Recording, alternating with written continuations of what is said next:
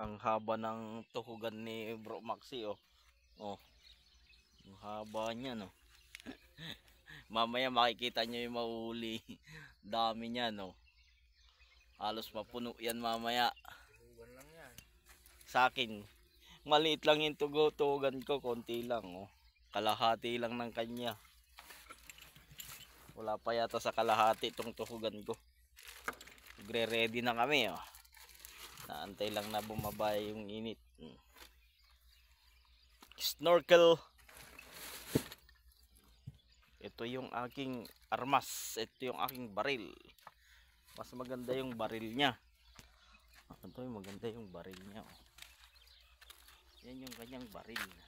Ito yung kanyang camera. Pero ikakabit niya muna sa kanyang pana. Yan. So, mamaya bibidyoan ko na yung ano makuha namin.